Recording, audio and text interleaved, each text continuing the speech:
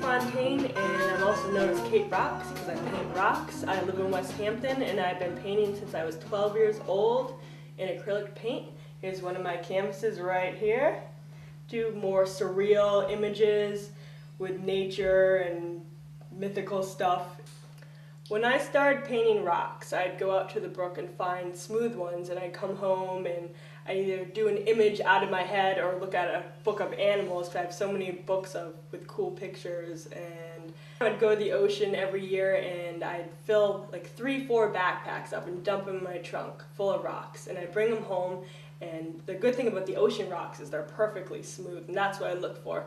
My rocks, I do not like them to be bumpy at all. They can be all different kind of shapes, but as long as they're smooth, because that's what gives them their nice texture, and the paint goes on very well. And I glaze all of them, which makes them very shiny and protects them.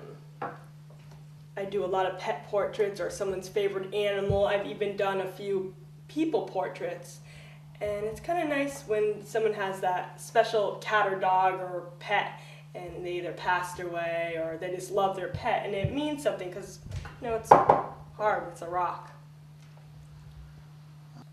This is a butterfly I've done. It is out of my own imagination. I think it's really neat because sometimes I don't look at an image in a book, it just comes to me and I'm not even sure how or why or when.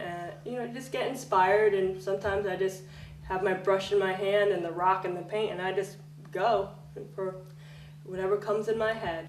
Here's a swan rock I've done. I really like to do a lot of birds because there's all kinds of varieties, and it's fun to do the water, all the designs and the sun hitting the water. And I've done some really cool black swans as well. I hope they go to a good home. I'm sure anybody who has one of my rocks, it's good. It's a good thing. And one good thing is they're not breakable. This is my latest canvas, and it's in acrylic paint, and it's a personal piece. It's a bunch of different objects or things that mean something to me that I just kind of combined. I didn't have a real set plan. It's obviously me, and I'm on a totem pole. It's a little dark and morbid. I really love totem poles, and I wanted to incorporate that into this painting. I did look at books with totem poles, so I looked how they're painted and how they are carved. We got a moon and a sun, and it's a baboon, and the sun is a lion, and they're kind of scary with teeth, so I thought that was kind of neat, kind of weird, and I just did it for fun. And then we got some snakes. We got a few of them down here. I do like snakes. I think they're very fascinating creatures. They can be quite startling, but then they're overpowering in those numbers.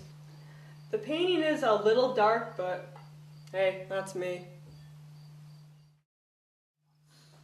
This is one of my canvases. It's a white hawk saving a heart from being broken. It again is dark. If you've noticed the razor blades and the broken glass falling down, and the hawk is fighting to get the heart safely through all this mess. So I think it's a very powerful piece. It's one of my favorites. This is another one of my canvases with birds. Bluebirds flying out of hell, and there's one hope at the end. It's the top one is flying into the light, so it actually has a positive ending. An interesting point about this painting, this is one where I saw it before it was even made in my head, and the image I got from it was a sound of just birds just bursting through the ground, and was major enthusiasm, and that's what I tried to convey in this painting, where they're coming out of the steaming hole in hell and flying through the brimstone and to the light. These 4 birds in this painting look like it's one bird in a time lapse, but actually it's 4 separate birds, because that's the sound that I pictured when I thought of the painting, and I wanted to show the sound of the energy they're making when they're coming out of the ground so fast. This painting is a crow sewing the knife's wounds, and it represents the dark side, and that's the clouds, and the happiness is the good side or normal reality, and this is all darkness, and this knife is cutting the barrier, so the darkness will be out in the open, and the crow is sewing it up with a needle and thread, and it's a fight because it's a race, because he's stitching it up, but yet the knife is still going. Isn't the crow doomed to lose? It's a close call. He could. We don't know. It's not finished. So hopefully he wins. But this painting is Tree of Life, and you can see that it has a heart below it, and it also has blood coming from the branches. It's one of those I just made up, but the concepts of a tree of life are right there. I like the green and the squigglies. Those are just for fun. They represent the roots, and they are drawing all their energy from the heart, which keeps it as a tree of life. This here is one of my first canvases I've ever done. It is a stone lion with an angel falling over.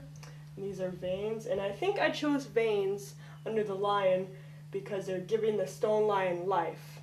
And this window right here is the window to the real world. I see this whole image as a dream. And this one is special to me because when I was little, I lived across the street from some very special big stone lions, and I used to play on them when I was a little girl. And I used to have my first dreams, actually nightmares, about stone lions coming to life. And that's why I chose these images in this canvas. That lion tattoo on my arm is the stone lion. I designed that as well. The significance? I've always loved stone lions and gargoyles, anything made of stone that was a protector, and I designed it myself, and it's very special for me. That's why I want it on me permanently, and it's, to me, very powerful. I sell my rocks locally at Outlook Farm here in Westhampton. They are also on display at the Nashawanack Gallery in Easthampton, and in Southampton at DeMary Gardens. If you want to contact me about any art at all or have any questions, just email me.